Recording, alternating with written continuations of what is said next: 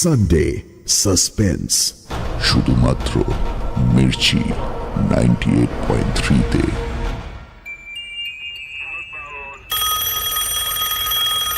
রাত 2:30 নাগাদ শিশির সান্যালের ডেস্কে রাখা ফোনটা বেজে উঠল। শিশিরবাবু ঘুমিয়েই পড়েছিলেন। আচমকা শব্দে ঘুমটা ভেঙে গেল। এক ঝটকায় ঘোর কাটিয়ে রিসিভারটা কানে চেপে ধরে বললেন, হ্যালো, বিধাননগর থানা। ওপাশ থেকে প্রথমে ফিনফিনে গলা শোনা গেল। চাপা কান্নার আওয়াজ কি? কিছু একটা প্রশ্ন করতে যাচ্ছিলেন শিশিরবাবু। কান্না থেমে গিয়ে প্রথম কথা শোনা গেল। মেয়েলি গলায় কাঁদতে কাঁদতে শব্দগুলো বলে চলেছে কেউ। এখানে একটা কিছু আছে, আপনি আমাকে বাঁচান মামা বাবু। মামা বাবু? গলাটা চিনতে পারলেন সান্যাল। ঋতু। দিন 7 আগেই ঋতুকে মল্লিক বাড়িতে কাজে লাগিয়েছেন সান্যাল। নিজে সুপারিশ করে বহাল করেছেন। বাড়িতে কি তবে গোলমাল হয়েছে কিছু? কি হয়েছে ঋতু? কাঁদছো কেন তুমি? রিসিভারটা কানে রেখেই সোজা হয়ে উঠে দাঁড়ালেন তিনি। আপনি যত তাড়াতাড়ি পারেন এখানে চলে আসুন, নাহলে আমাকে প্লিজ প্লিজ মামা বাবু। কান্নার দমকে কথা আটকে যায়। কিন্তু কেন? কি কি আছে ওই বাড়িতে? যশোদা ফিরে এসেছে। আমি নিজে দেখেছি, আমি নিজে দেখেছি। কাউকে ছাড়বে না, কাউকে ছাড়বে না। কথাটা শেষ করতে পারে না ঋতু। কান ফাটানো চিৎকার শোনা যায় ওপাশ থেকে, সঙ্গে একটা মিহি হাসির আওয়াজ। ফোন কেটে যায়। শিশির সান্যালের বুকের মাঝখানটা গরম হয়ে ওঠে। মেয়েটা হয় বিপদে আছে, না হয় কোনো কারণে তার মাথা খারাপ হয়ে গেছে। দ্রুত হাতে কল ব্যাক করেন তিনি। ফোন কেটে যায় বারবার। পাশের টেবিলে হাবিলদার শুকলাল বসেছিল। সান্যালের থমথমে মুখের দিকে চেয়ে সে জিজ্ঞেস করে, কি হয়েছে স্যার? কিছু গোলমাল? রিভলভারটা কোমরের খাপে ভরতে ভরতে সান্যাল বলেন, বৃন্দাবনকে ডাক দাও, এখনই বেরোতে হবে আমাদের। কোথায়? 6/A মল্লিক বাড়ি, কুইক। বেশি দেরি করলে মেয়েটার বড় কোনো ক্ষতি হয়ে যেতে পারে, তাড়াতাড়ি করো। মল্লিক বাড়ি মানে যেখানে আপনি সেই মেয়েটাকে কাজ দিলেন? কিন্তু কে ক্ষতি করবে তার? সান্যাল দরজার দিকে এগোতে এগোতে বলেন, যশোদা মল্লিক, সে নাকি ফিরে এসেছে। ফিরে এসছে? কোথায় গেছিল? সান্যাল ঘুরে দাঁড়ান, থমথমে গলায় বলেন, মল্লিক বাড়ির ছোট মেয়ে যশোদা মল্লিক আজ থেকে 25 বছর আগে মারা গেছে।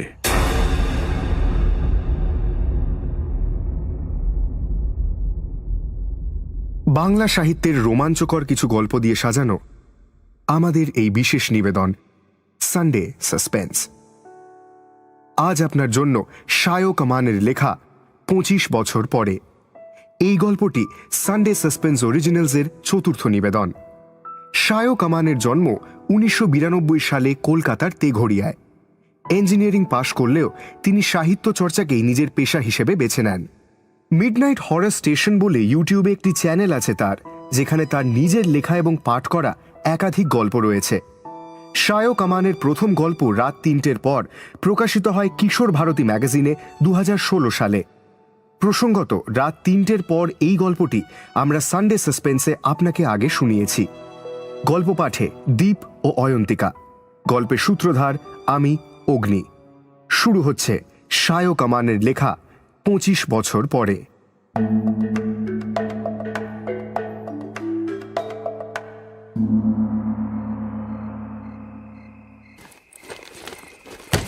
ব্রিফকেসটা টেবিলের ওপর রেখে মাথা ঘুরিয়ে চারপাশটা দেখে নিল ঋতু। বাইরে থেকে বাড়িটাকে দেখেই অদ্ভুত একটা বিষণ্ণতা এসে চেপে ধরেছিল তাকে। ভিতরে এসে সেটা বেশ কয়েক ধাপ বেড়ে গেল।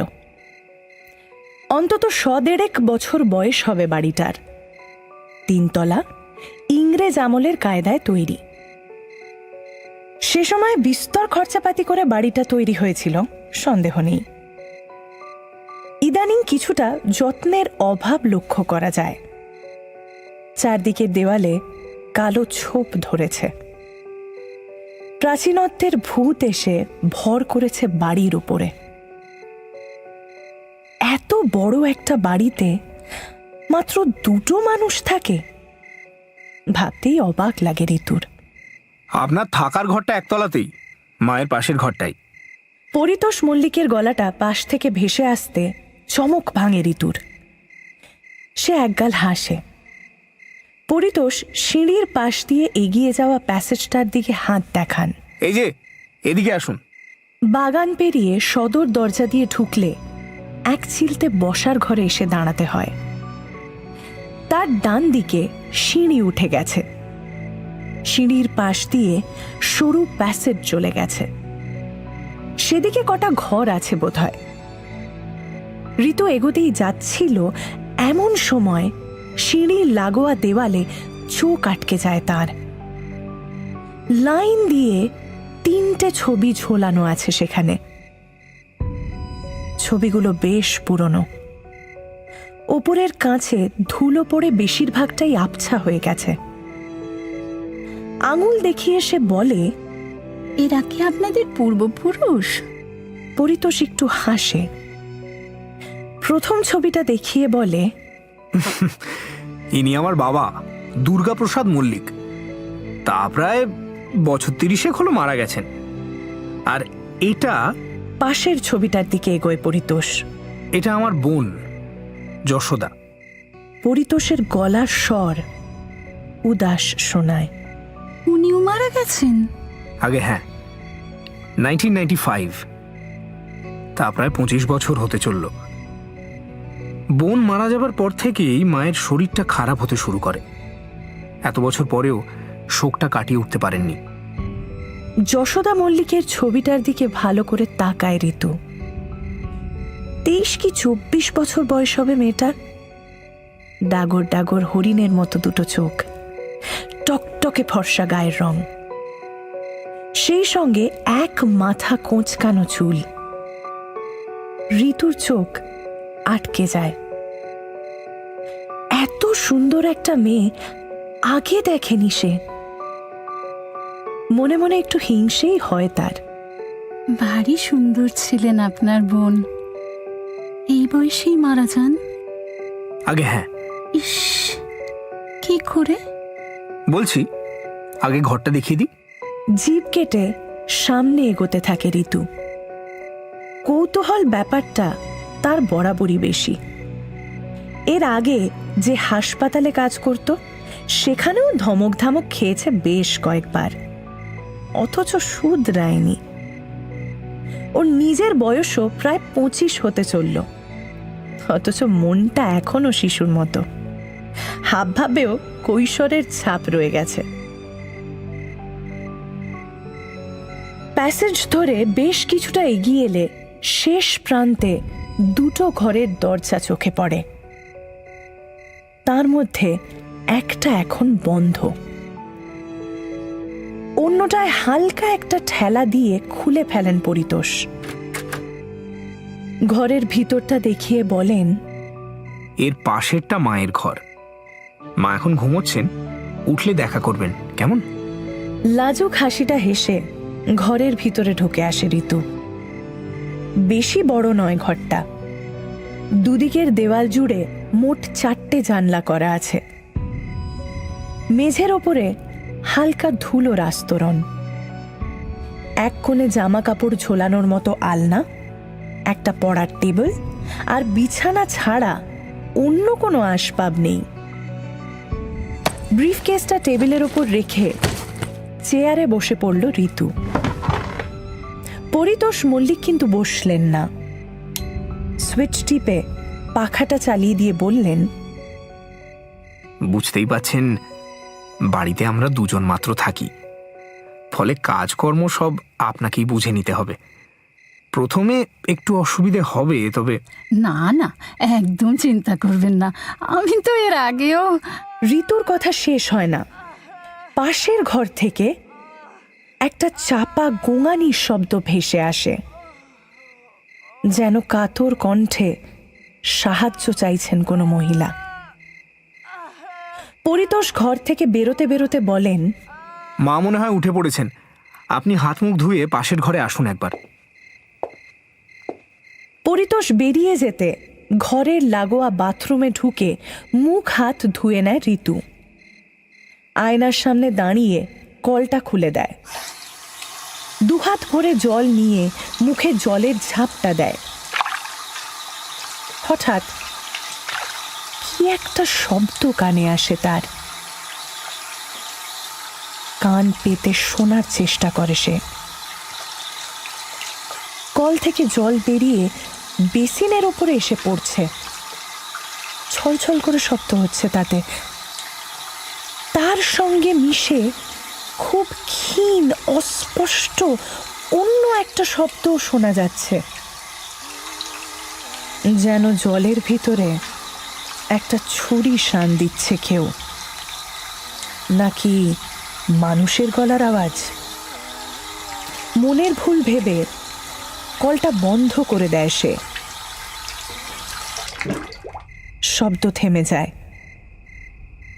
কি মনে হতে আবার চালিয়ে দেয় কলটা। আর কোনো শব্দ নেই। একটু হেসে ঋতু বাথরুম থেকে বেরিয়ে আসে। মিসেস মল্লিকের বয়স অন্তত 70-এর আশেপাশে। একবার দেখলেই মনে হয় সশরীরে উঠে প্রায় কোনো কাজই করতে পারেন না মহিলা। গোটা মুখে বলি রেখার দাগ, শরীরে প্রতিটা ইঞ্চির চামড়া কুঁচকে গেছে, কাঠিন্যে ভরা মুখ। বোঝা যায় একসময় যথেষ্ট জাঁদরেল ছিলেন মহিলা।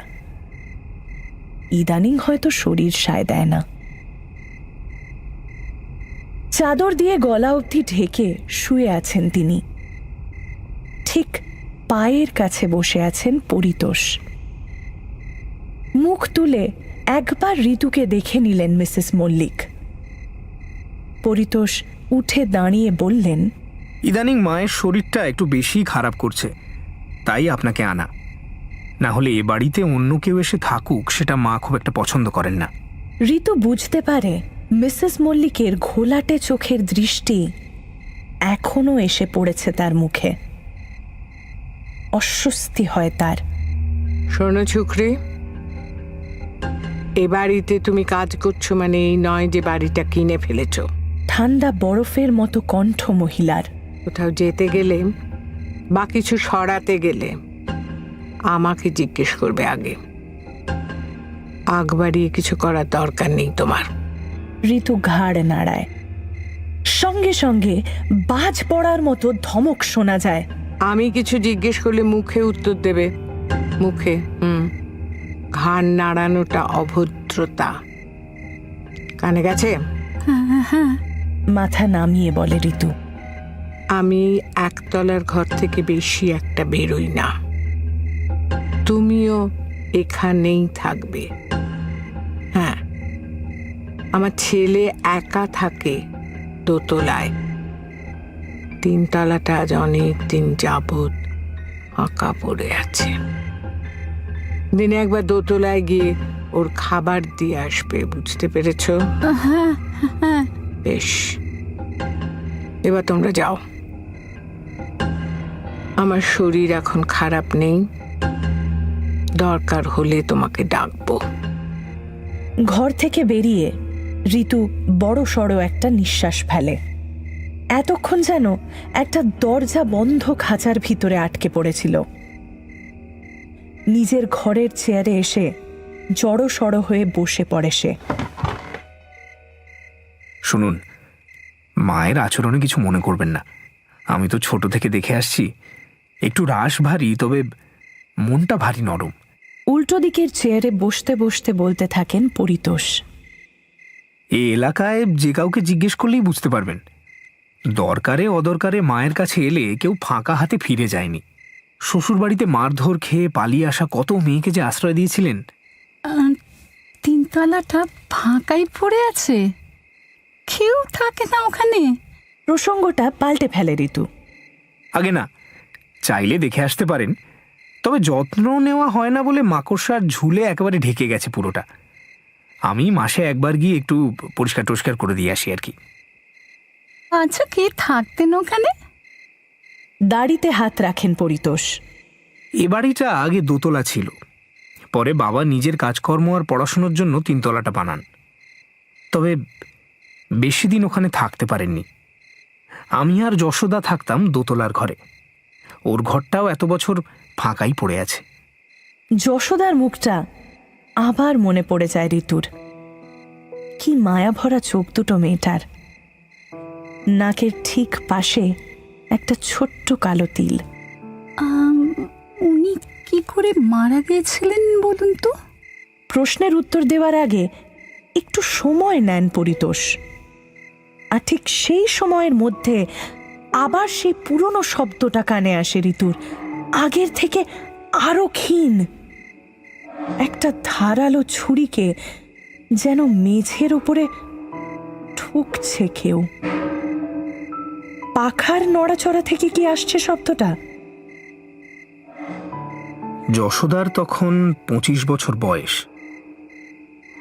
জানি না কেন বয়স বাড়ার সঙ্গে সঙ্গে মাথার কিছু গন্ডগোল দেখা দেয় ওর। বাড়ি থেকে বেরোতে চাইতো না, কারোর সঙ্গে কথাও বলতো না। কেউ জোর করে কথা বলতে গেলে তাকে রীতিমতো আক্রমণ করে বসতো। শেষে একদিন থেমে পরের কথাগুলো বলেন পরিতোষ। একদিন ওর ঘর খুলে দেখি ওর দেহটা রক্তাক্ত অবস্থায় মাটিতে পড়ে। একটা ছুরি দিয়ে নিজেকে ক্ষতবিক্ষত করেছে ও।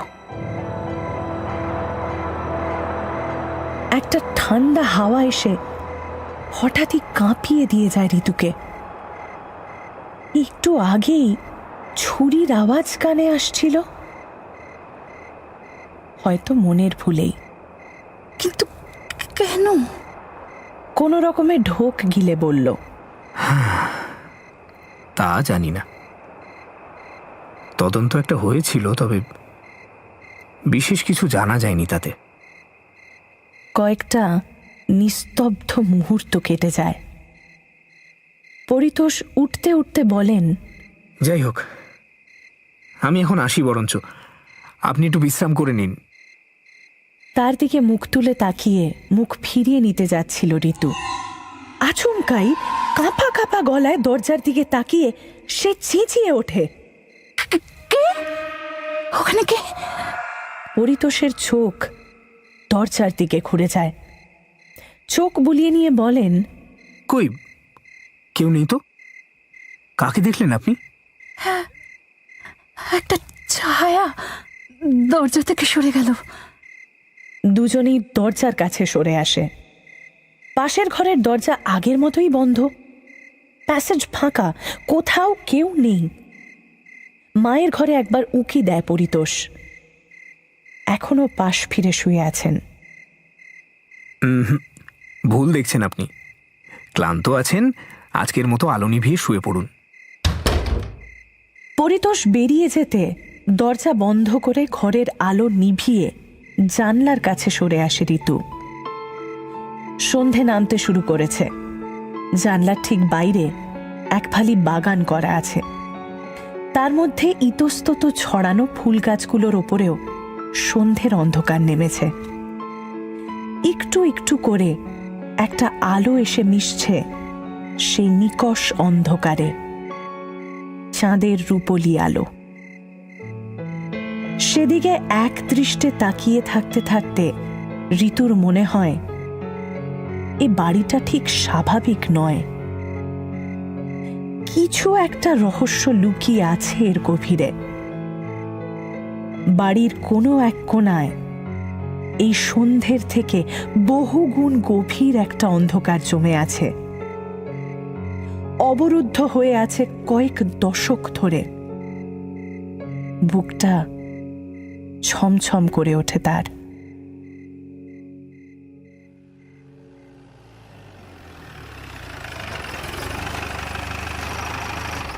6/A মল্লিক বাড়ির সামনে এসে দাঁড়ালো পুলিশের জিপটা। লাফিয়ে জিপ থেকে নেমে এলেন সান্যাল। তার ঠিক পিছনে বৃন্দাবন। রাত 3টে বেজেছে এতক্ষণে। গোটা পাড়াটা শান্ত হয়ে ঘুমিয়ে আছে। দুটো ভারী বুটের আওয়াজ রাস্তার আশপাশ থেকে ঝিঁঝির ডাক ছাড়া অন্য কোনো শব্দ নেই।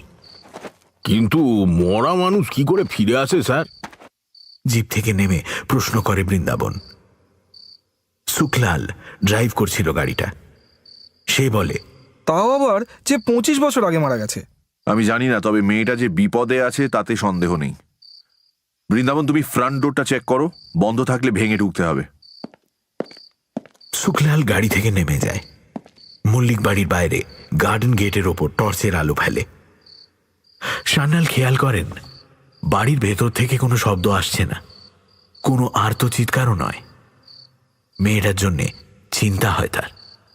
হয়তো ঠিক এই মুহূর্তে কিছু একটা ঘটছে বাড়ির ভেতরে। যশোদা মল্লিক কিভাবে মারা গেছিল স্যার? She স্ট্যাবড herself. কদিন আগেই ওর কেস ফাইলটা ঘাঁটছিলাম। আরো কিছু বলতে যাচ্ছিলেন সান্যাল, প্রসঙ্গটা পাল্টে বললেন, কিছু একটা গোলমাল আছে ফাইলটায়। কি গোলমাল? পরে হবে সেসব, আগে মেয়েটাকে বাঁচানো দরকার। বৃন্দাবন। এতক্ষণে গেট পেরিয়ে বাগানের ভেতর ঢুকেছে বৃন্দাবন। ভেতরের দরজাটায় এখনো তালা লাগানো। পকেট থেকে রিভলভার বার করে সেটার ওপর একটা গুলি চালায় সে।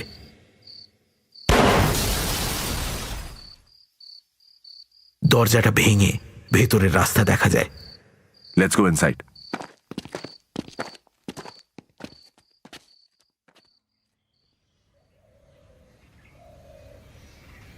সকালে উঠে মনটা হালকা হয়ে গেল ঋতুর। এ বাড়িতে এসে থেকে 3টে দিন কেটে গেছে। এর মধ্যে আর গন্ডগোল কিছু চোখে পড়েনি। কাজকর্মের মধ্যে ডুবে গেলে অন্য কিছুর কথা খেয়ালও থাকে না। প্রথম দিন সন্ধ্যের সেই ছায়াটার কথা 2-1বার যে মনে আসেনি তা নয়, কিন্তু এ বাড়িটা পুরনো। বেশিরভাগ দেওয়ালেই কালচে রং ধরেছে। তার উপর বেশি আলো জ্বালানো থাকে না। চোখের ভুল হওয়া আশ্চর্য না।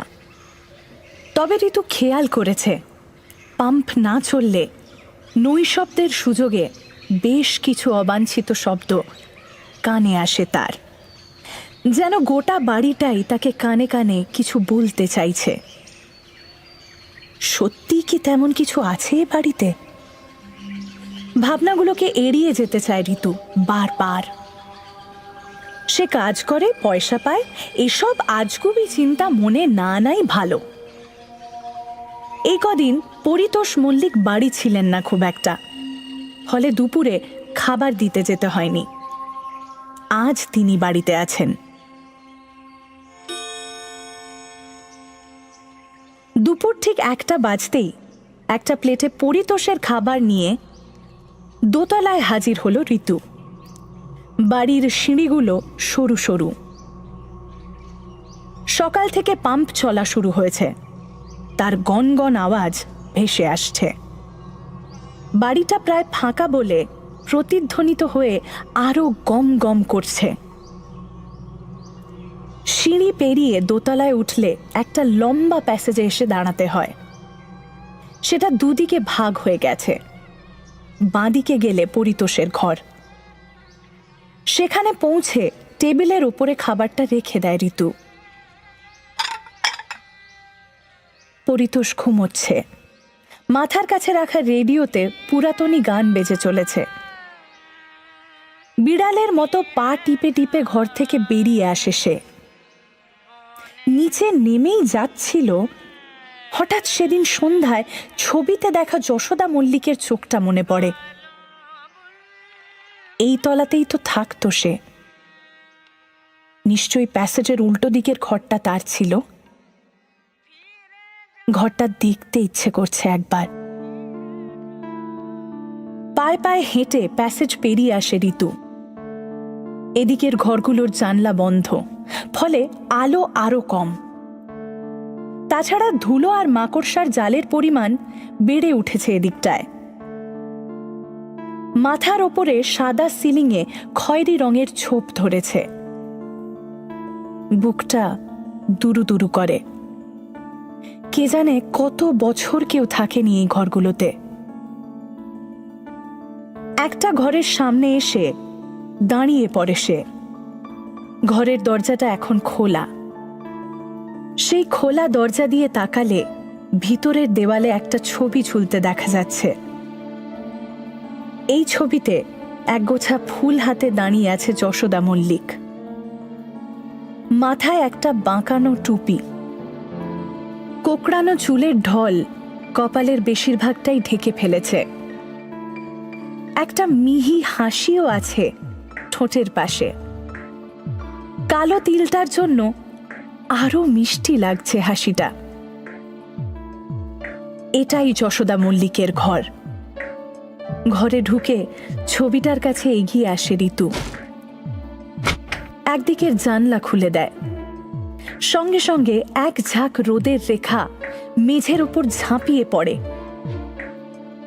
ছবিটা দেওয়াল থেকে খুলে নিয়ে ভালো করে দেখতে থাকে সে।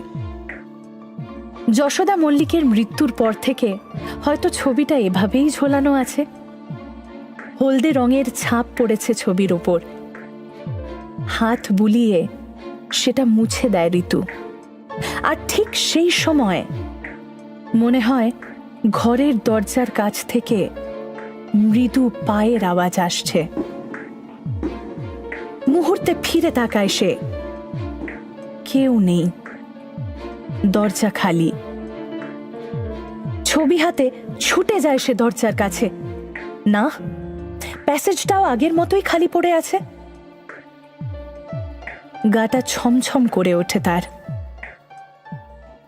বাড়িটা ফাঁকা বলেই কি বারবার তার মনের ভুল হচ্ছে? দরজাটা ভিতর থেকে বন্ধ করে দেওয়ালে পিঠ রেখে উত্তেজনায় হাঁপাতে থাকে সে। পাম্পের শব্দ এতক্ষণে বন্ধ হয়ে গেছে। পাশ ফিরে কান রাখে দেওয়ালে।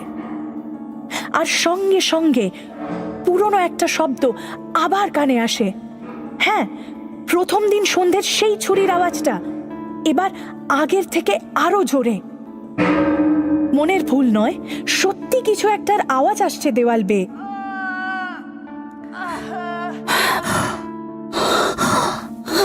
আচমকা একটা শব্দ শুনে সে থরথরিয়ে কেঁপে ওঠে। মানুষের গলার আওয়াজ, খুব চাপা, প্রায় বুঝে আসা গলায় অস্পষ্ট কিছু শব্দ উচ্চারণ করে চলেছে কেউ। ঠিক যেন একটা বন্য প্রাণী মানুষের স্বর নকল করার চেষ্টা করছে। ছিটকে দেওয়াল থেকে সরে আসে ঋতু। গায়ের প্রতিটা লোম খাড়া হয়ে উঠেছে তার। মনের ভিতর থেকে কেউ বলে দেয় একটা ভয়ানক রহস্য লুকিয়ে আছে এ বাড়িতে। নিচে তাকায় সে। হাতে ধরা ছবিতে যশোদা মল্লিকের মুখের ঠিক ওপরে তার নিজের মুখের প্রতিচ্ছবি এসে পড়েছে। মায়াময় চোখ দুটো তুলে এক দৃষ্টে ঋতুর দিকে তাকিয়ে আছে যশোদা। কিছু কি বলতে চাইছে? ছবিটা দেওয়ালে তুলে রাখতে গিয়ে থমকে যায় ঋতু। ছবিটা যেখানে টাঙানো ছিল সেখানে এখন চৌকো রং ওঠা দেওয়াল বেরিয়ে পড়েছে। এতকাল ছবির আড়ালে ঢাকা পড়েছিল জায়গাটা। ভালো করে তাকালে বোঝা যায় সেখানে এবড়ো খেবড়ো সিমেন্টের উপরে কয়েকটা ইংরেজি অক্ষর খোদাই করা আছে। ধারালো কোনো অস্ত্র দিয়ে কারোর নাম খোদাই করে রেখেছে কেউ। অক্ষরগুলো পড়ার চেষ্টা করে ঋতু।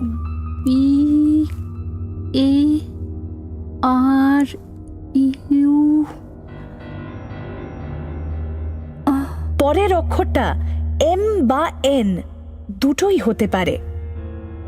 ঋতু আন্দাজ করে নেয় বরুণ। বরুণ? কে লিখেছে নামটা? যশোদা? নাকি এই বাড়িতে বরুণ নামে কেউ থাকতো? ঋতুর ভুরু দুটো কুঁচকে যায়। ছবিটা টাঙিয়ে রেখে ঘর থেকে বেরিয়ে আসতে যাচ্ছিল এমন সময় ছিটকে মাটির ওপর পড়ে সে। 3 তলা থেকে একটা শব্দ ভেসে এসেছে এই মাত্র, যেন একটা ভারী জিনিসকে মাটির ওপর দিয়ে টেনে নিয়ে যাচ্ছে কেউ। মনস্থির করে নেয় ঋতু, এ বাড়ির রহস্য। যেই সময় একটা সরু হাতের স্পর্শ এসে পড়ে তার কাঁধে, কাঁপা গলায় চিৎকার করে মাটিতে বসে পড়ে সে। আপনি এখানে কি করছেন? পরিতোষ মল্লিক দাঁড়িয়ে আছেন। ঘুম ভেঙে কোন ফাঁকে ওপরে উঠে এসেছেন তিনি। ঋতু আমতা আমতা করে। আসলে 3 তলাটা দেখতে ইচ্ছে করছিল। দেখতে ইচ্ছে করছিল? এখানে দেখার মতো কি আছে?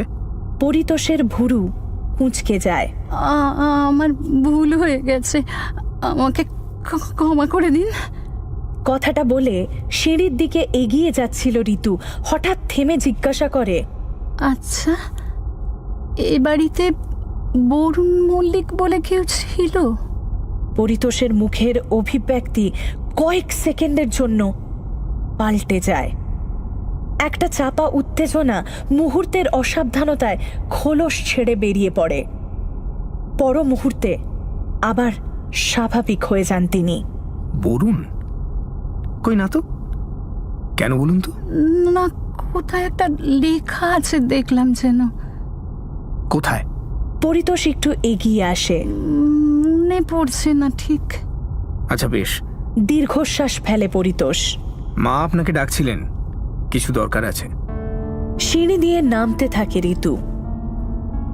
বরুণ মল্লিক নামটা উচ্চারণের সঙ্গে সঙ্গে পরিতোষের চোখ মুখ যে বদলে গেছিল সেটা খেয়াল করেছে সে। কিছু একটা রহস্য তো অবশ্যই আছে। ঋতু মনস্থির করে নেয়, যে রহস্যই থাক তার সমাধান সে করবেই। একতলায় নেমে মিসেস মল্লিকের ঘরে ঢুকতেই ধমক কানে আসে। দরকারের সময় যদি তোমাকে না পাওয়া যায় তাহলে পয়সা দিয়ে রাখা হয়েছে কেন? অপরাধীর মতো মাথা নিচু করে দাঁড়িয়ে থাকে সে। আমি একটু বাথরুমে যাব, ধরো আমাকে। এগিয়ে গিয়ে মিসেস মল্লিকের একটা হাত কাঁধে তুলে নেয় ঋতু। তারপর একটু একটু করে ঘর থেকে বেরিয়ে তাকে বাথরুম অবধি পৌঁছে দেয়। তিনি ভিতরে ঢুকে যেতে সতর্ক বিড়ালের মতো চারদিকটা দেখে নেয় সে। ধীরে ধীরে ল্যান্ড ফোনের কাছে এগিয়ে এসে রিসিভারটা তুলে কানে লাগায়, একটা নাম্বার ডায়াল করে। ফোনের ওপাশ থেকে শিশির সান্যালের গলা পাওয়া যায়। ঋতু একটু চাপা গলায় বলে, আমি ঋতু বলছি মামা বাবু। ও বলো, সব ঠিকঠাক তো? একটা শুধু প্রশ্ন আছে, এ বাড়িতে বরুণ মল্লিক বলে কেউ ছিলেন কখনো? বরুণ? মিস্টার মল্লিকের নাম সম্ভবত ছিল দুর্গা প্রসাদ। বরুণ বলে কেউ? আচ্ছা দেখছি, দাঁড়াও। ঋতু আরেকবার চারদিকটা দেখে নেয়। বাথরুম থেকে জলের আওয়াজ আসছে।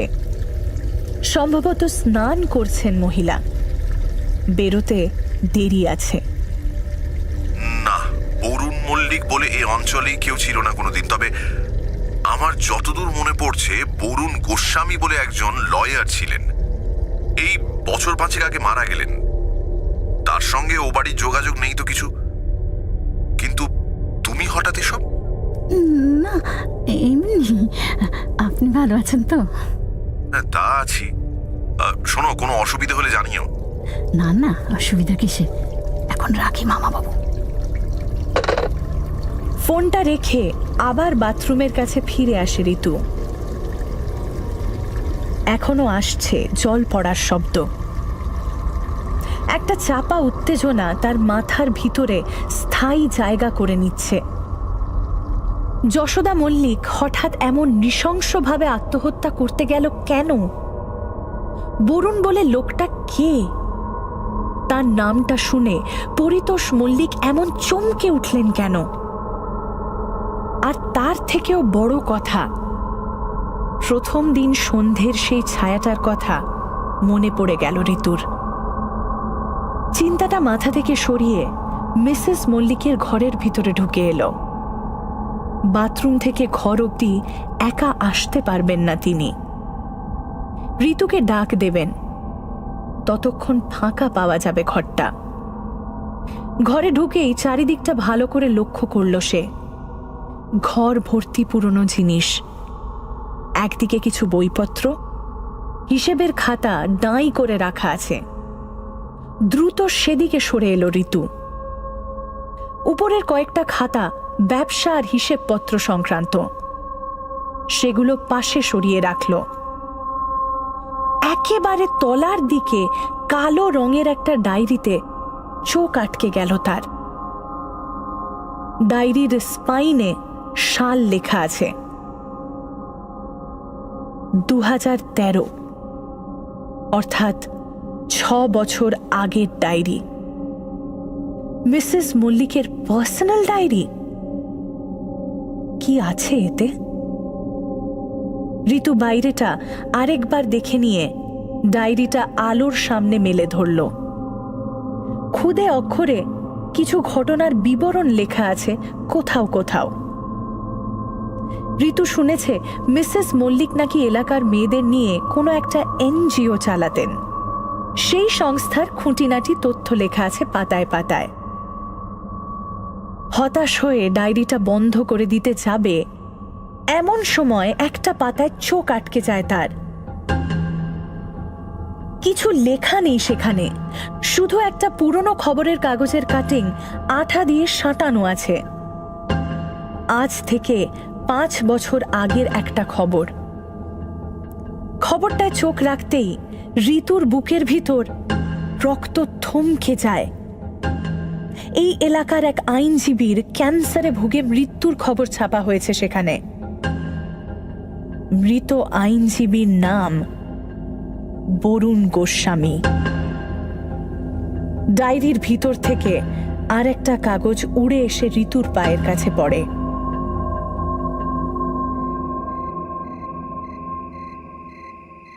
ভাঙা দরজার ভেতর দিয়ে ঢুকে এলো বৃন্দাবন। তার ঠিক পিছন পিছন শিশির সান্যাল। 2 দিন আগে ঋতুর কলটা পেয়েই মল্লিক বাড়ির কেস ফাইলটা আবার ঘেঁটে দেখেন তিনি। একটা খটকা চোখে পড়ে। বরুণ নামটার খোঁজ ঋতু কেন করছিল তা অবশ্য এখনো তিনি জানতে পারেননি। বন্দুকের আওয়াজে হয়তো এলাকার কিছু লোকের ঘুম ভেঙে গেছে। এতক্ষণে নিস্তব্ধ হয়ে ঘুমোচ্ছিল সবাই।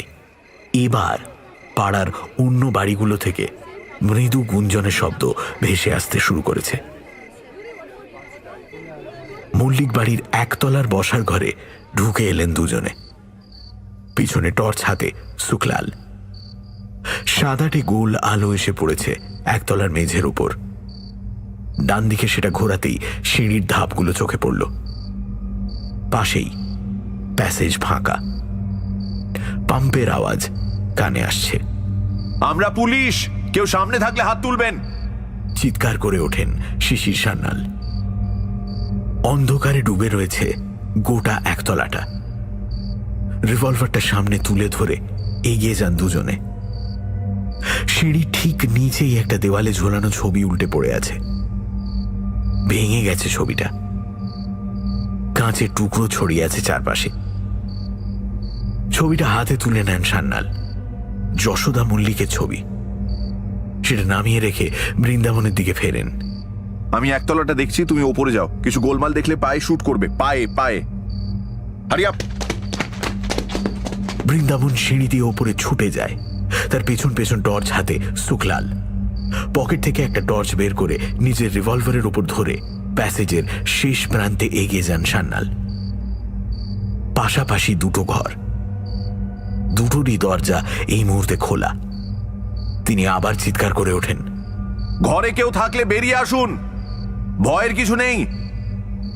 এক পা করে এগিয়ে যান সান্যাল। অন্ধকারের ভিতর যেটুকু অংশে সাদা আলো পড়ছে তাতে দেখা যাচ্ছে ঘরের এক কোণে দুটো হাঁটুর উপর মাথা গুঁজে বসে আছে একটি নারী মূর্তি। মৃদু দুলছে যেন তার শরীরটা। মিসেস মল্লিক? কোনো উত্তর আসে না শরীর থেকে। আগের মতোই মুখ ঢেকে দুলছে, বিড়বিড় করে উচ্চারণ করে চলেছে কিছু। সান্যাল আরো এগিয়ে যান, একটা হাত বাড়িয়ে স্পর্শ করতে যান মূর্তির মাথাটা। ছিটকে পিছিয়ে আসেন তিনি। মুখ তুলেছেন মিসেস মল্লিক, কিন্তু সে মুখের ডান প্রান্ত থেকে বাঁ প্রান্ত অবধি লম্বা ফালা হয়ে কাটা একটা দাগ। রক্তের ধারা বয়ে আসছে সেই কাটা জায়গাটা থেকে। রক্ত মাখা মুখেই খলখল করে উন্মাদের মতো হেসে চলেছেন মিসেস মল্লিক।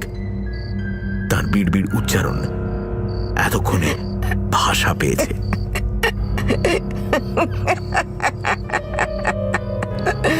বেশ করেছি, বেশ করেছি, যা করেছি বেশ করেছি। অবাধ্য মেয়েদের বরদাস্ত করি না আমি।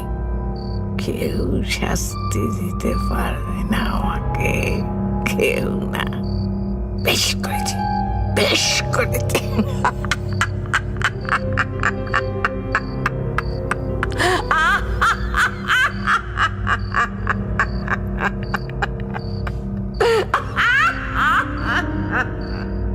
আকাশ বিদীর্ণ করে হাসতে থাকেন তিনি। কি করেছেন আপনি? প্রশ্নটা করার সঙ্গে সঙ্গে একটা জমাট অন্ধকার আছড়ে পড়ে সান্যালের গায়ে। সামলে নিয়ে সেদিকে টর্চ ফেলে চেনা মুখ দেখতে পান তিনি। ঋতু, উদ্ভ্রান্তের মতো চেহারা তার, গায়ে রক্তের ছিটে লেগে আছে, হাতে ধরা একটা ধারালো ছুরি। সান্যাল পিছিয়ে এলেন, অজান্তেই বন্দুক উঠে আসে ঋতুর দিকে। আপনি আপনি বাঁচান আমাকে। কোন রকমে উচ্চারণ করে সে। যশোদা ফিরে এসেছে এই বাড়িতে, এই বাড়িতে।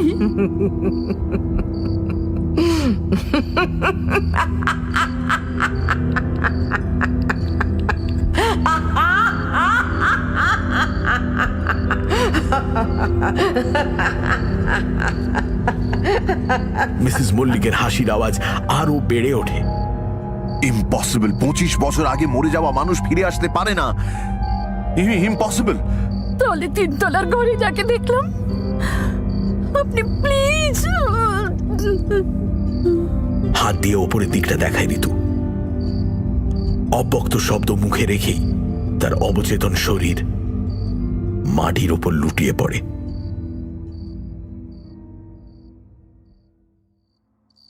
মাঝরাতে বিছানা ছেড়ে উঠে পড়ে ঋতু।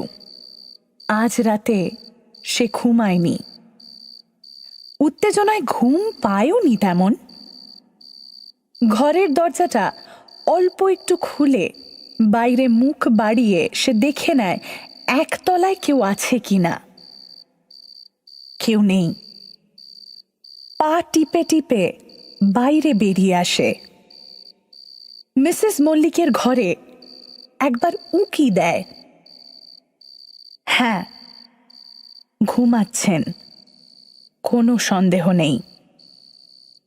ঋতুর এক হাতে টর্চ, অন্য হাতে একটা পুরনো হলদেটে কাগজ।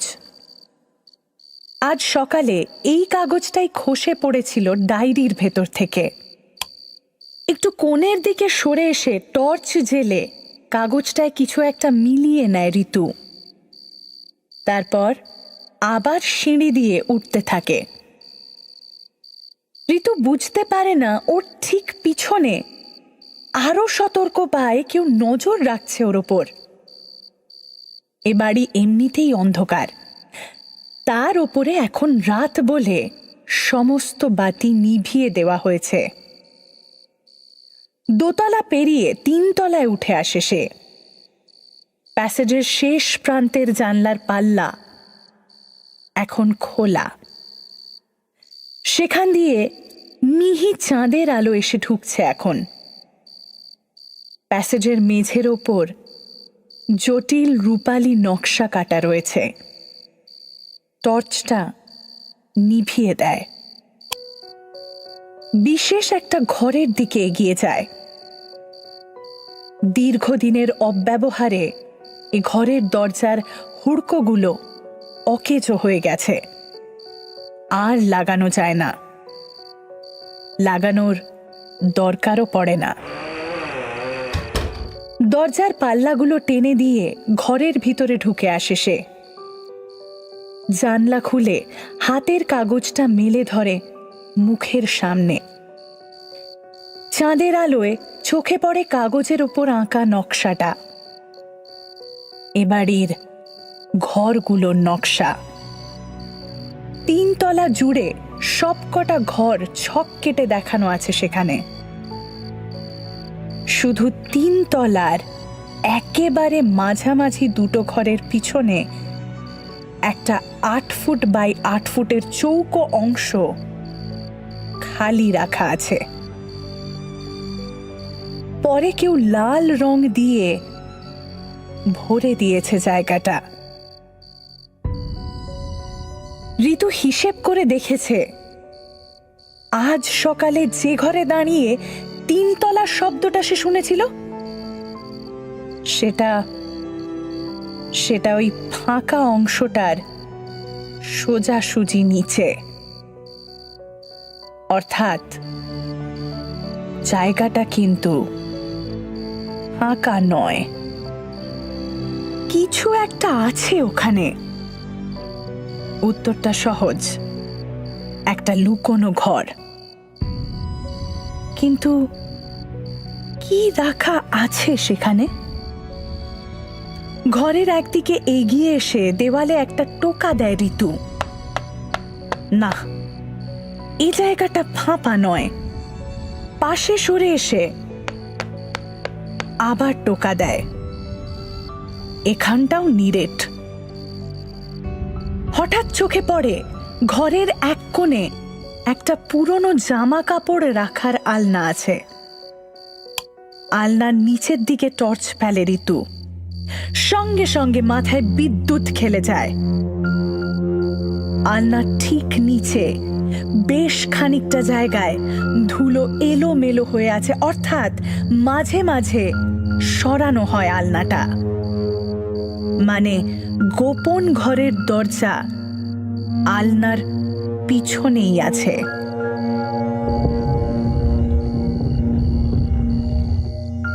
কসরত করে আলনাটা সরিয়ে ফেলে ঋতু। তারপর 3টে আঙুল দিয়ে টোকা দেয় পিছনের দেওয়ালে। দেওয়ালের ওপাশ থেকে ফাঁপা আওয়াজ আসছে।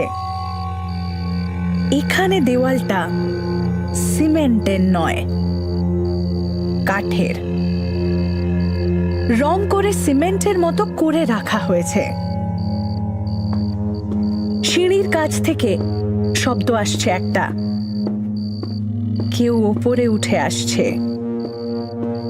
ঋতু ঘাবড়ায় না, চাকরি গেলে যাক, তার আগে এই মল্লিক বাড়ির রহস্যের সমাধান সে করবেই। জোরে জোরে নিঃশ্বাস নিতে থাকে ঋতু। দুটো হাত কাঠের দেওয়ালের ওপর রেখে সজোরে দুদিকে টানতে থাকে সে।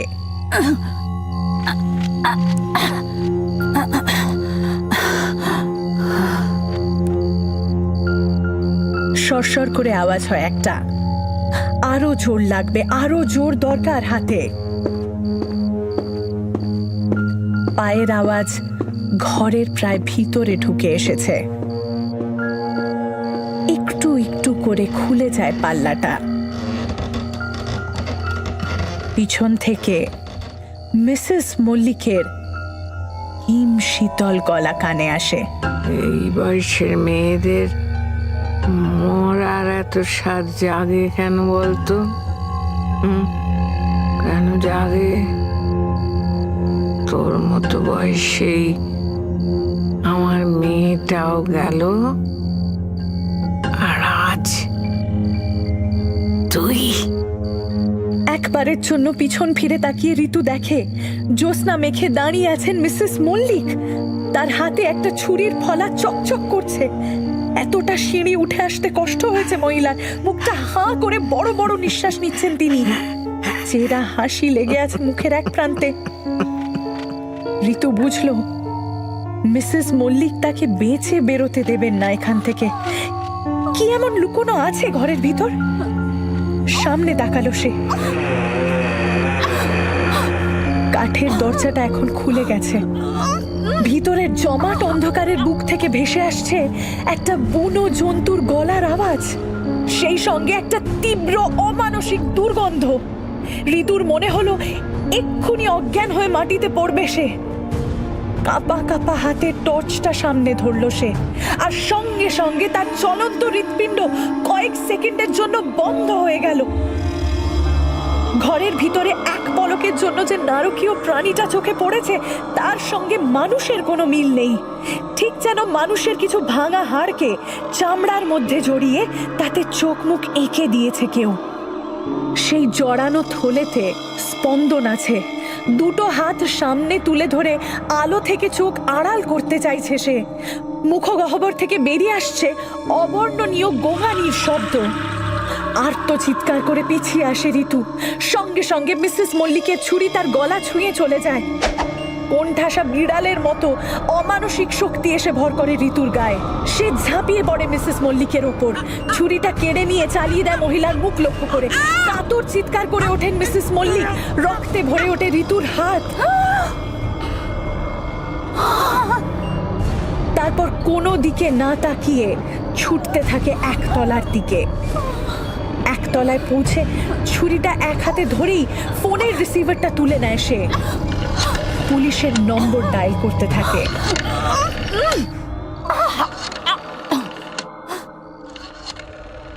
সুখলাল আর বৃন্দাবন এতক্ষণে 3 তলায় উঠে এসেছে। 2 তলায় পৌঁছে মাটিতে পড়ে থাকা একটা দেহ দেখতে পেয়েছে দুজনে। পরিতোষ মল্লিক। ছুরি দিয়ে আঘাত করা হয়েছে তার পায়ে। আঘাত যে ঋতুই করেছে তাতে কোনো সন্দেহ নেই। ভদ্রলোকের জ্ঞান আছে এখনো। উঠে দাঁড়ানোর চেষ্টা করছেন তিনি। তাকে 2 তলাতেই রেখে 3 তলায় উঠে এলো 3 জনে। জোরালো টর্চের আলো এখন এসে পড়েছে ঘরগুলোর ভিতরে।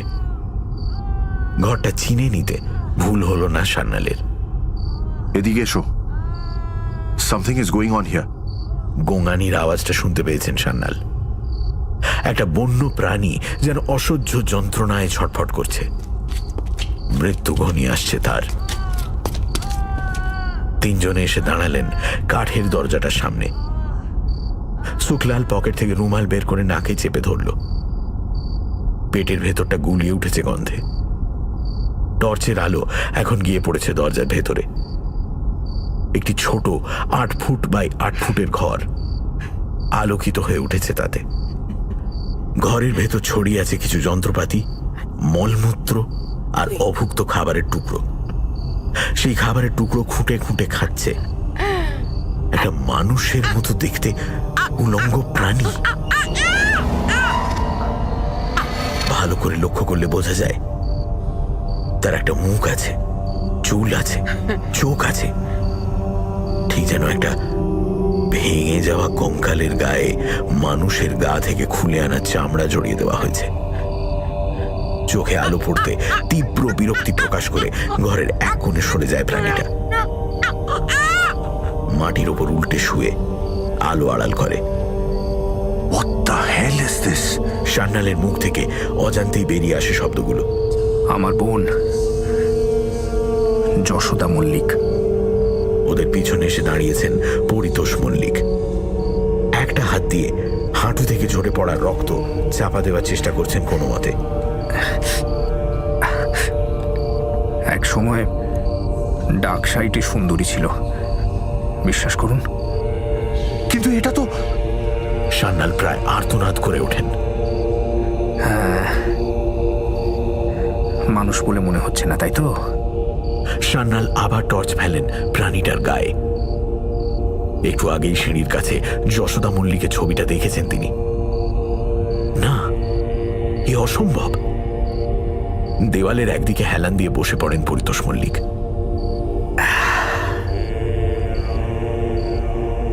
আজ 25 বছর হলো এই ঘর থেকে বেরোতে দেওয়া হয়নি ওকে। গোটা পৃথিবীর কাছে আমার বোন মৃত। 2-3 দিনে একবার জল আর খাবার দেওয়া হয়। বাথরুমটা তো এই ঘরে, বুঝতেই পারছেন। মাই গড, কিন্তু কেন? সান্যাল বিশ্বাস করতে পারছেন না এখনো। পরিতোষ মল্লিক হাসেন।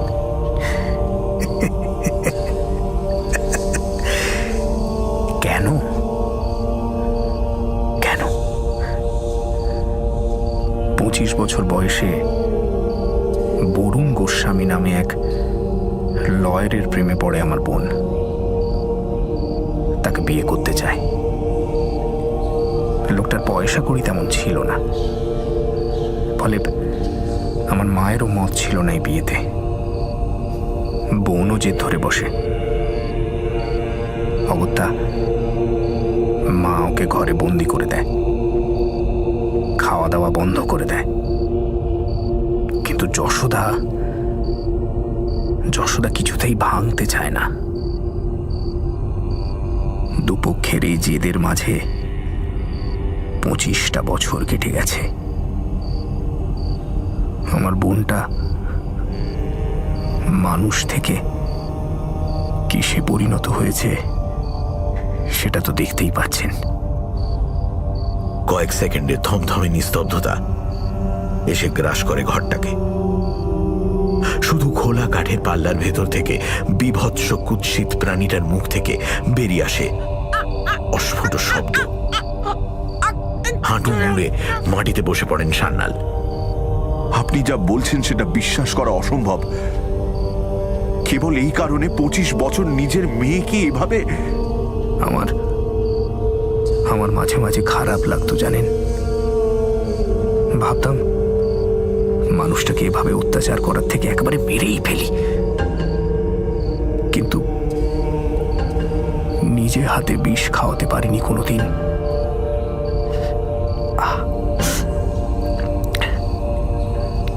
সপ্তাহে 2 দিন দরজার তলার ওই ফাটলটা দিয়ে ওকে খাবার দিয়ে যেতাম। ভাবতাম একদিন এসে দেখব খাবার পড়ে আছে, নিশ্চিত হব মরে গেছে। কিন্তু ও মরেনি। ও যে কেন এতদিন বেঁচে আছে। চোখ ঝাপসা হয়ে আসে মল্লিকের। আপনি কোনোদিন বলেননি কাউকে? চোখ মুছে মাথা নাড়ান পরিতোষ। আগে না, আমি আমার মায়ের অবাধ্য হইনি কোনোদিন। যশোদা যে আত্মহত্যা করেছে সেই গুজবটা আমার মাই ছড়িয়ে দেন এলাকায়।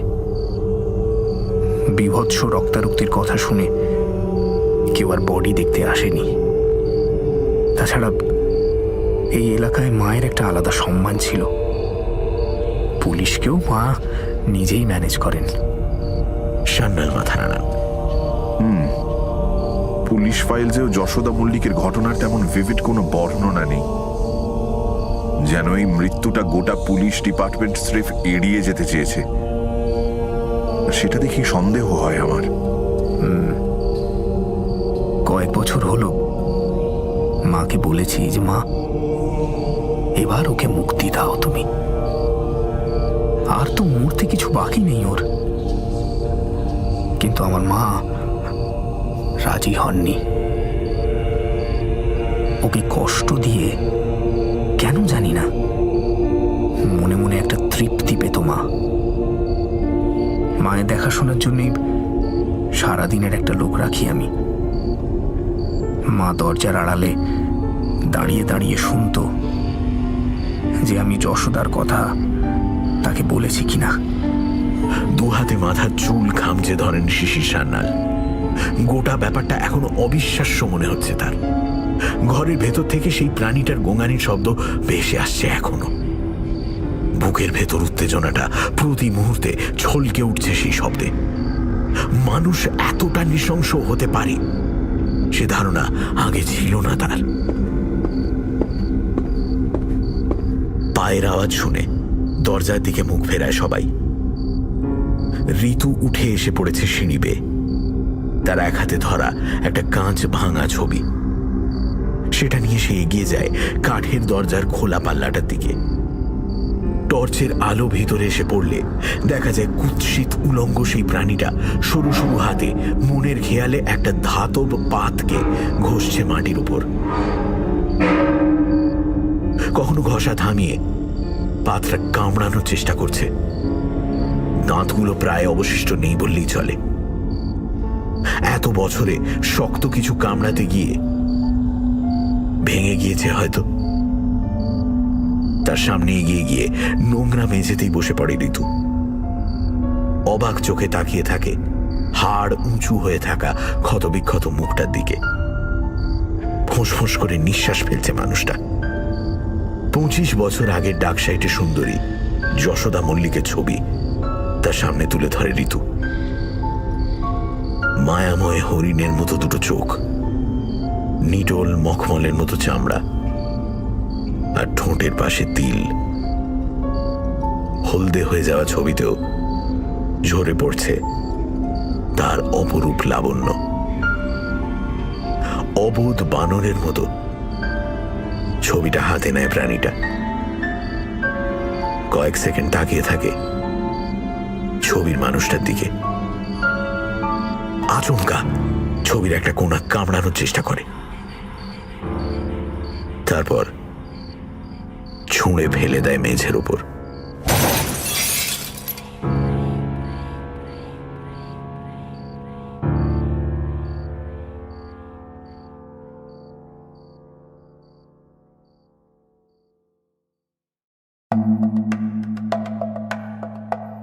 সানডে সাসপেন্সে আজ শুনছিলেন সানডে সাসপেন্স অরিজিনালসের চতুর্থ গল্প শায়ক আমানের লেখা 25 বছর পরে। গল্প পাঠে দীপ ও অয়ন্তিকা, শিশির সান্যাল মীর, ঋতু সুলগ্না সেন, বৃন্দাবন দীপ, শুক্লাল অত্রি, পরিতোষ মল্লিক সোমক, মিসেস মল্লিক উর্মিমালা বসু। গল্পের সূত্রধার আমি অগ্নি। ধ্বনি পরিকল্পনা ও স্পেশাল এফেক্টসে শুভদীপ। পর্ব পরিচালনায় দীপ ও Godhuli. Poster design asterisk. Social media publicity design Altamas ও অত্রি। মির্চির তরফ থেকে আন্তরিক ধন্যবাদ সুলগ্না সেনকে এই বিশেষ উদ্যোগে আমাদের পাশে থাকার জন্য। শেষ হল শায়ক আমানের লেখা 25 বছর পরে। আগামী সপ্তাহে আরও একটি রোমাঞ্চকর গল্প নিয়ে হাজির হবে সানডে সাসপেন্স।